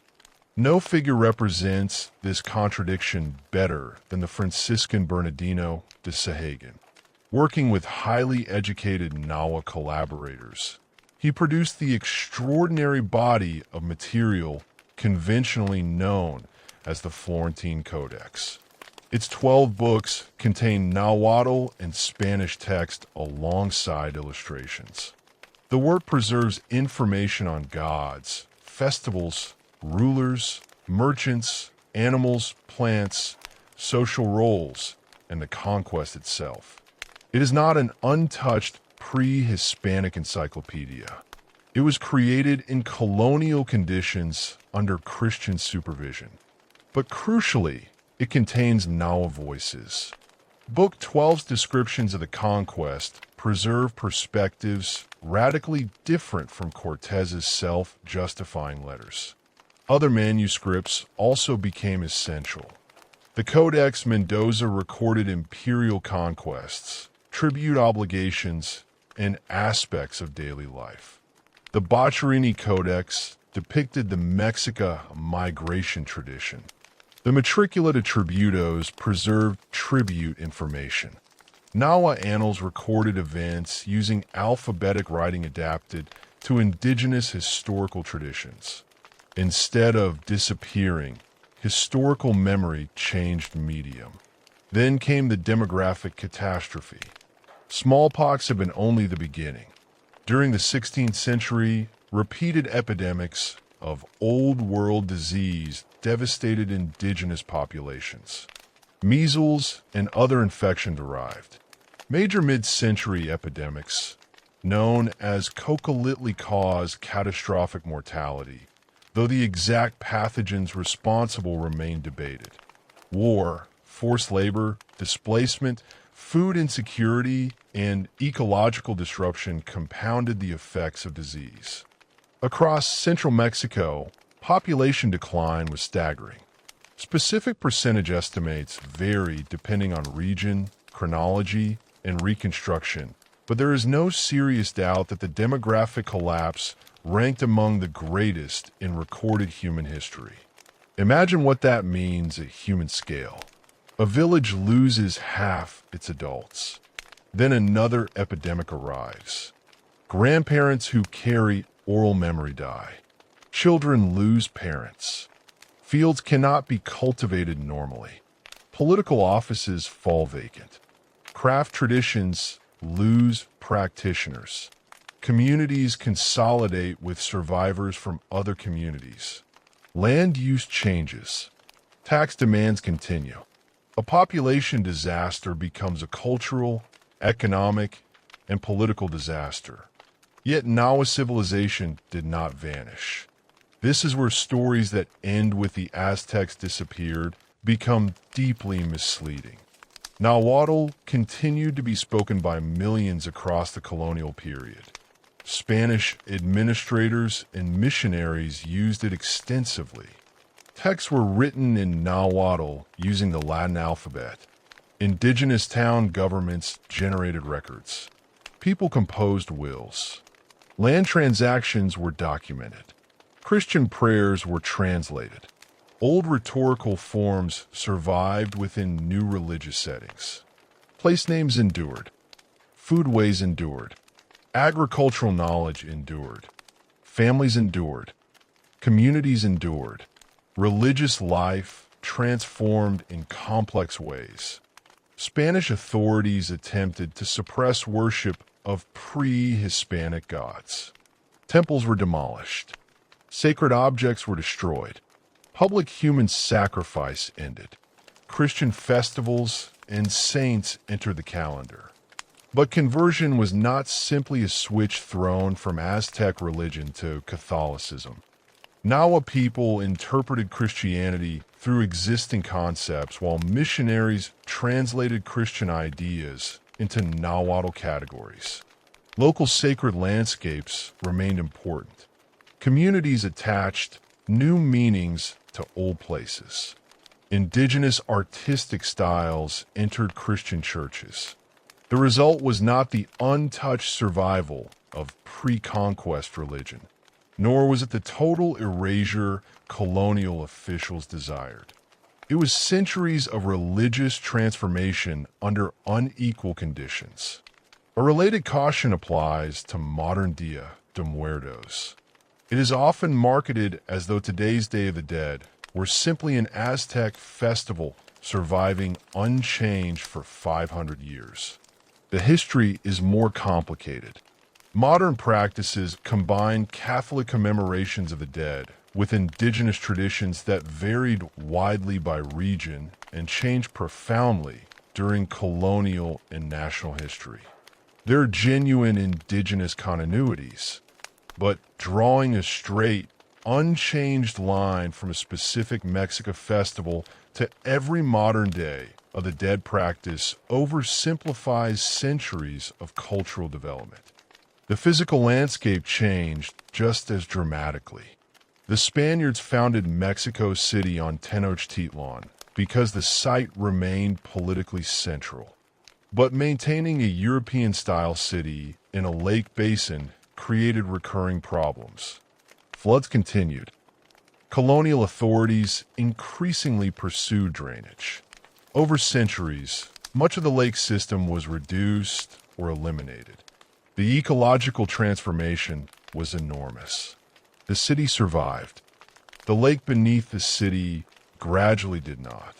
And Tenochtitlan disappeared from view. Not completely. Its stones remained inside colonial buildings. Its streets influenced later urban routes. Its buried foundations remained beneath plazas. Its name remained in documents. Its descendants remained all around it. But for centuries, the monumental heart of the Mexica capital was largely inaccessible beneath Mexico City. Meanwhile, the meaning of the Mexica past kept changing. Spanish colonial narratives often had an incentive to emphasize human sacrifice and idolatry. Portraying the conquered empire as exceptionally barbarous helped morally justify conquest and Christianization. But Spanish writers could simultaneously admire what they had destroyed. Bernal Diaz remembered the markets with astonishment. Cortés praised the city's size and order when describing his achievements to the king. A worthless enemy would make the conquest seem less impressive. So colonial descriptions could oscillate between condemnation and admiration. The Aztecs became both terrifying pagans and evidence of Cortés's extraordinary victory. Now our writers had their own purposes. Some defended noble genealogies. Some sought privileges from colonial authorities. Some preserved local histories. Some interpreted conquest through Christian frameworks. Some recorded the words and grief of their communities. Historical memory never belonged to one side. Then Spain's colonial empire itself began to fracture. In 1810, rebellion erupted in New Spain. After years of war, Mexico achieved independence in 1821.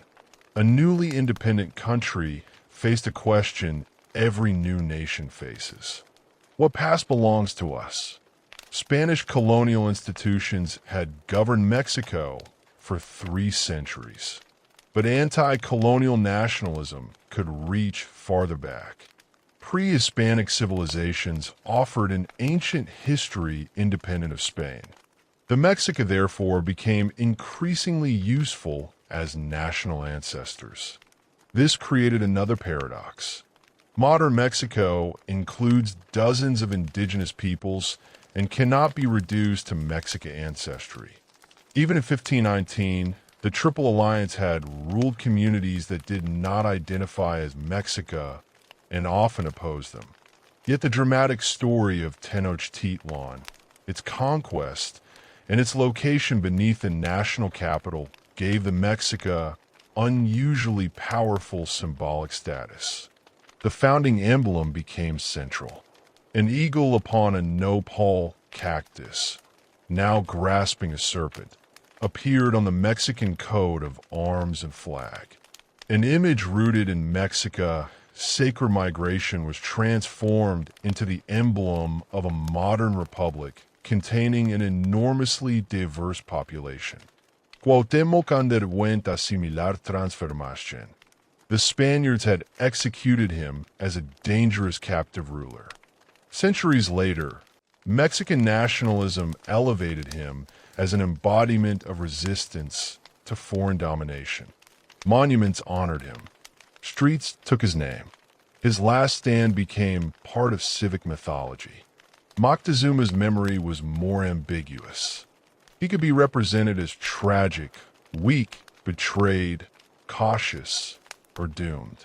Cuauhtémoc was easier to turn into a national hero because he had resisted to the end. But nationalism can simplify history just as conquest narratives can. The historical Cuauhtémoc was not fighting for the 19th or 21st century Mexican nation. He was defending Tenochtitlan and its political order. Remembering his courage does not require pretending the political categories of modern Mexico already existed in 1521. During the 19th and 20th centuries, archaeology increasingly brought the pre-Hispanic past into public view. Teotihuacan became a major archaeological and national monument. Museums accumulated sculpture, ceramics, codices, and ritual objects. Scholars deciphered more about Nahuatl texts and Mesoamerican calendars. Mexican artists turned indigenous history into monumental public imagery. After the Mexican Revolution, muralists including Diego Rivera created enormous visual narratives presenting indigenous civilization, conquest, colonialism, revolution, labor, and national identity as parts of one sweeping history. These artworks shaped popular memory almost as powerfully as textbooks. Yet one of the greatest archaeological discoveries was still waiting beneath the streets. In February 1978, electrical workers excavating near Mexico City's historic center encountered an enormous carved stone. Archaeologists recalled what emerged was the monumental disc of Coyolxauhqui. The discovery transformed understanding of the Templo Mayor precinct. Excavation expanded. Layers of the principal Mexica temple came back into view after centuries beneath the colonial and modern city. Offerings emerged from seal deposits. Knives, shells, coral, animal remains, human remains, stone sculptures, objects brought from distant regions. Each deposit opened another window into the political and sacred geography of the empire. The archaeology also changed how written sources could be evaluated. Colonial descriptions no longer stood alone. Material evidence could confirm some claims, complicate others, and disprove simplistic interpretations. The Templo Mayor was not a legend. Its sacrificial practices were not inventions. But archaeology also revealed an intellectual and symbolic world far more complicated than the stereotype of an empire concerned only with killing. Offerings contained carefully selected organisms from distant ecosystems. Objects were arranged according to ritual principles. Architecture encoded sacred mountains and myths. Successive rulers expanded older buildings rather than simply replacing the sacred location. Imperial religion gathered the natural and political world into the center of Tenochtitlan.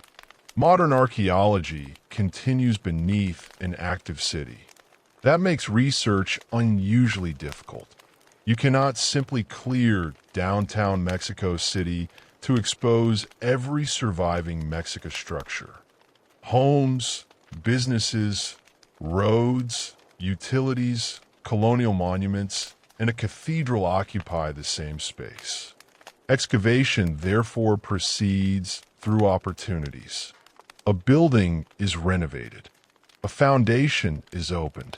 A utility trench cuts into an old layer.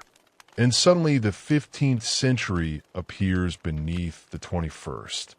In that sense, Tenochtitlan is not gone. It is buried. The people are not gone either. Nahuatl remains a living language spoken in multiple regional varieties by well over 1 million people in Mexico. Modern Nahuatl communities are not museum exhibits and should not be treated as frozen replicas of 15th century Mexica society.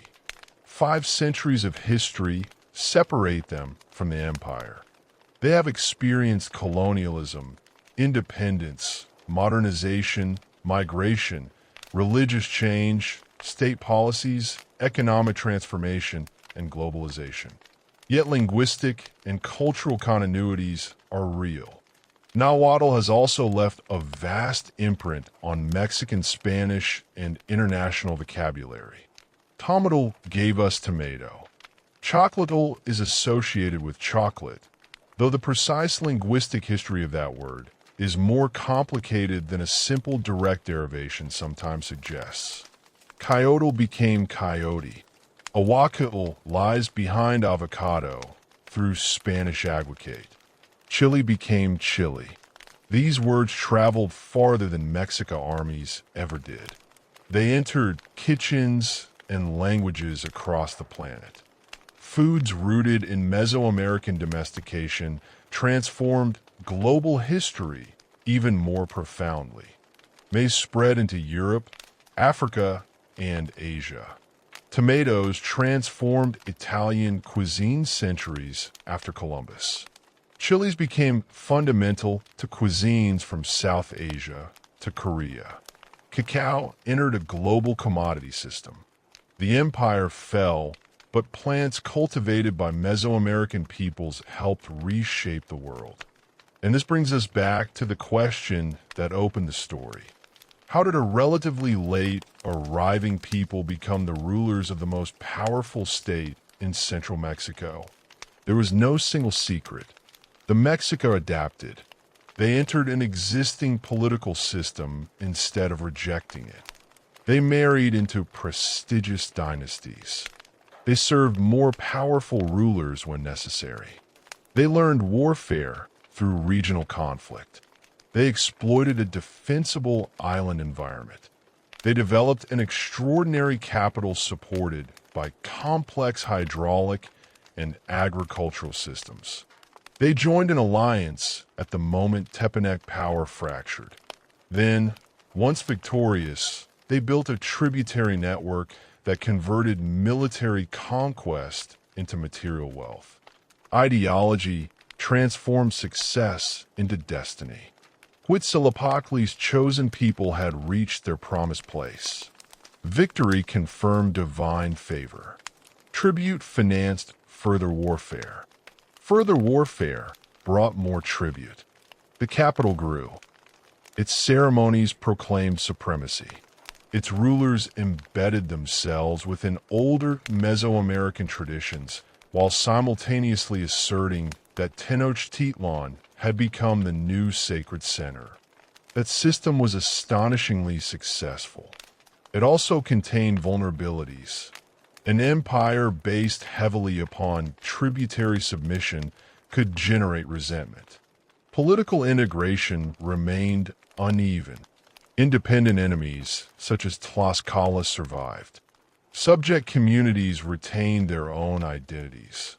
The Triple Alliance itself contained competing dynastic interests, and the empire had no way to anticipate the sudden arrival of another expansionist political culture from across an ocean it scarcely knew existed.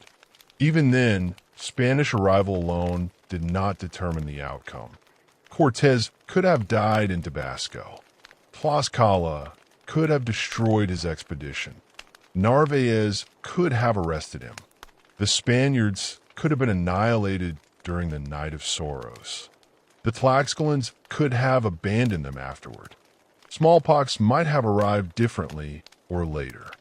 Texcoco's internal politics might have developed another way. Cuauhtémoc might have obtained stronger outside support. At dozens of moments, history remained contingent. The conquest looks inevitable because we know how it ended. To the people living through it, it was not. And there is one final misconception worth correcting. The fall of Tenochtitlan was not the moment Mexico became Spanish. The Spanish conquest itself remained unfinished. Mesoamerica contained many independent societies. The Puripeca state entered Spanish control through a different process. Maya polities continued resisting in various regions. The last independent Maya kingdom at Tenochtitlan would not fall until 1697, 176 years after Tenochtitlan. Northern indigenous peoples resisted colonial expansion for generations. Spanish America was built through continuing warfare, negotiation, missionization, intermarriage, forced labor, legal struggle, and adaptation. Nor did the victors of 1521 all receive the future they expected. Tlaxcala obtained special privileges from the Spanish crown because of its alliance and repeatedly invoked its service to Spain. But Tlaxcalans still lived within a colonial order increasingly dominated by Europeans. Totonac communities did not simply regain an untouched pre-imperial freedom. Texcocan allies discovered that helping destroy Tenochtitlan did not mean restoring the old political world. Spanish colonization eventually subordinated allies as well as enemies. Cortés himself did not become king of Mexico. The crown had no interest in allowing one conquistador to establish an independent personal empire.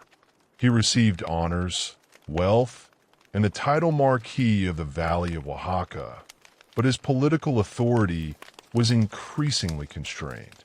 Royal institutions developed around and beyond him. He spent years entangled in disputes and litigation. He died in Spain in 1547. His remains were ultimately returned to Mexico, where they remain.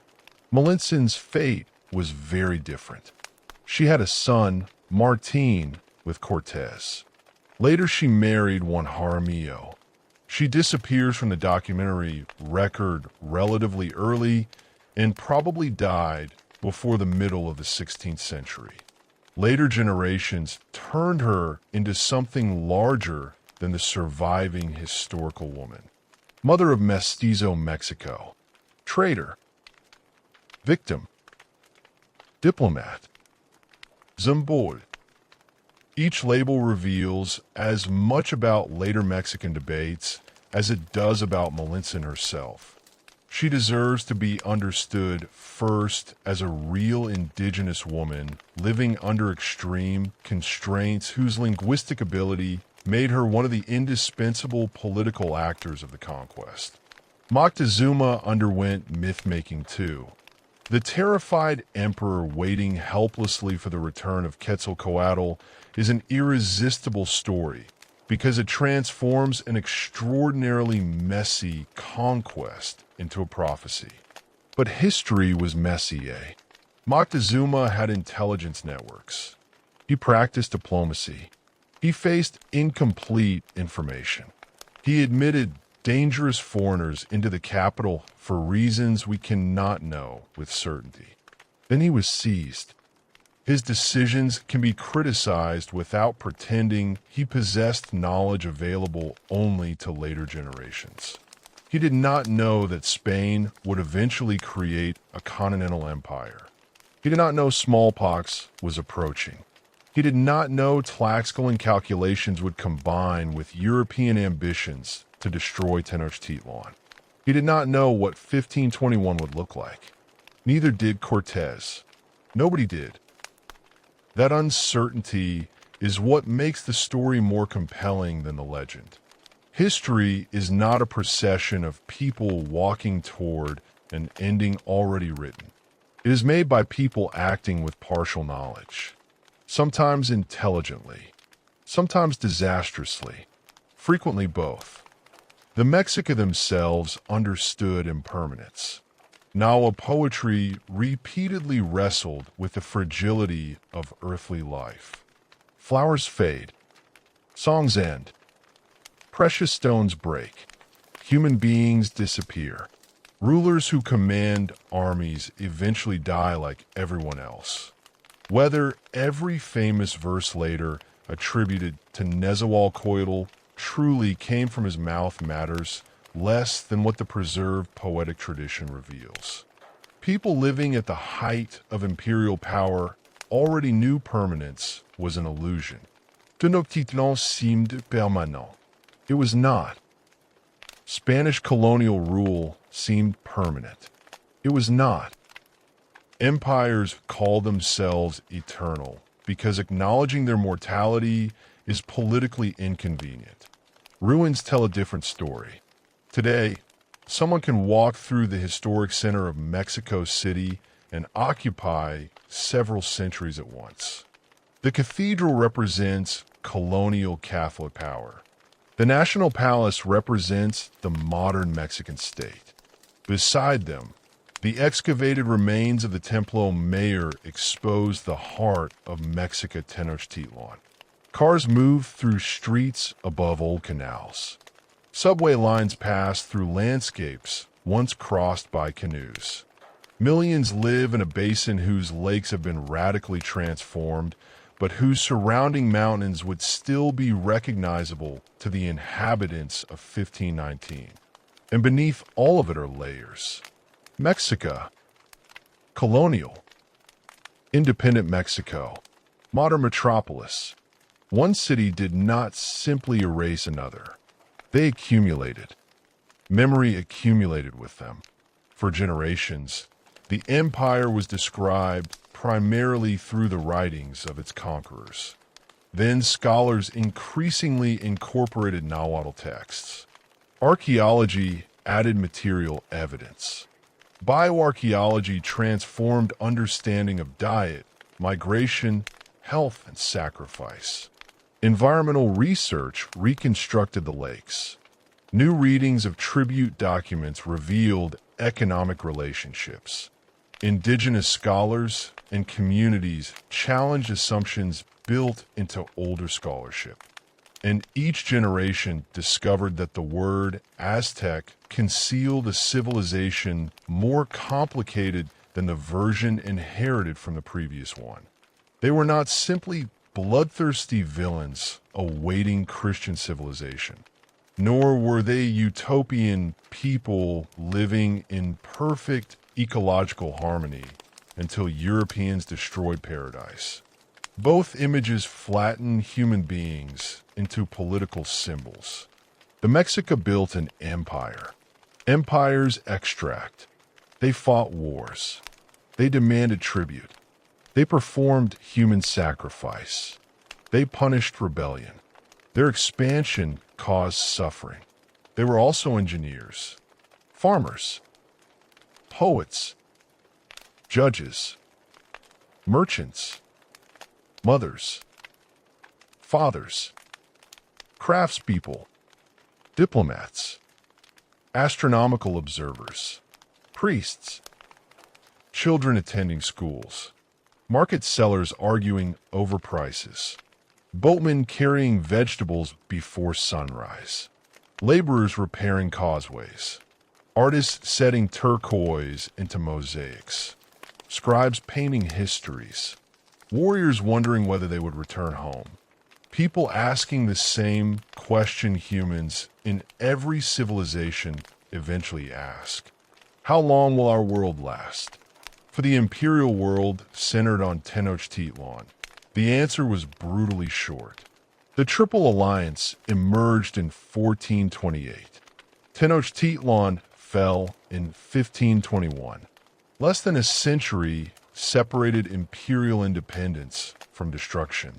Yet measuring the civilization only by those 93 years misses everything that came before and everything that survived afterward. The Mexica carried older Mesoamerican traditions into a new political order. Their gods had histories stretching into civilizations centuries older than Tenochtitlan. Their calendars came from an ancient intellectual tradition. Their agricultural technologies belonged to accumulated regional knowledge. Their empire was young. The civilization it represented was not. And when the empire died, that civilization did not simply stop. Its descendants adapted to colonial rule. They wrote in Nahuatl. They defended communal lands. They preserved stories. They altered rituals. They raised children. Their food became Mexican food and then global food. Their place names remained on maps. Their founding emblem became the flag of a country that did not yet exist when Tenochtitlan fell. Their buried temple returned to daylight in the middle of a modern capital. That may be the most striking part of the entire story. Cortés won the war. Tenochtitlan was destroyed. The Triple Alliance disappeared. Human sacrifice at the Templo Mayor ended. Christian churches replaced temples. Spanish became the dominant language of state power. The lake was transformed. Millions died in epidemics. Nothing can make those events less catastrophic. But conquest did not achieve total erasure. 5 centuries later, Nahuatl is still spoken. The Mexica capital still determines where the center of Mexico lies. Cuauhtémoc still gives his name to streets and public spaces. The eagle still stands upon the cactus. And every time archaeologists descend below Mexico City and uncover another carved stone, another offering, another wall, the city that supposedly vanished speaks again. The Aztec Empire rose because the Mexica mastered the political world they entered. They fell because a new invasion collided with old rivalries, epidemic disease, internal fractures, indigenous alliances, and the ambitions of men who crossed an ocean seeking wealth and power. But the people did not end when the empire ended. That distinction matters. States disappear. Cultures transform. Languages change. Religions merge and divide. Cities are destroyed and rebuilt. Names acquire meanings their original owners could never have imagined. The inhabitants of Tenochtitlan in 1519 could not have imagined a Mexican flag. Cortés could not have imagined archaeologists excavating the Templo Mayor while speaking Spanish in an independent Mexican republic. Cuauhtémoc could not have imagined becoming a national icon. And the migrants whose traditions said they had once departed from Aztlan could never have known that the island settlement they founded would one day become the historical core of one of the largest metropolitan areas on Earth. That is where the story truly ends. Not with an empty, ruined city. Not with Cuauhtémoc captured on the lake. Not with Cortés standing victorious amid destruction. And not with the claim that an entire civilization vanished in 1521. It ends, or rather continues, in the same valley. The temples are broken, but their foundations remain. The imperial dynasty is gone, but its history is remembered. The lake has largely disappeared, but the city remains shaped by its ancient geography. The old empire cannot return, and the violence it inflicted should not be romanticized. The violence inflicted upon its people should not be minimized either. Both belong to the same history. Beneath modern Mexico City, Tenochtitlan is still there. Across Mexico, Nahua communities are still there. Across the world, words, crops, foods, objects, scholarship, and images descended from Mesoamerica continue to circulate. So the final legacy of the Aztecs is neither conquest nor defeat alone. It is survival through transformation. A people who began their remembered history as migrants became rulers of a vast tributary empire. They created an island metropolis that astonished those who came to conquer it. They watched that metropolis become a battlefield. They survived its destruction. And long after the empire that demanded tribute in Huitzilopochtli's name had disappeared, the descendants, language, landscapes, and memories of the world that created it continued forward. Tenochtitlan fell on August 13th, 1521, but the history of its people did not.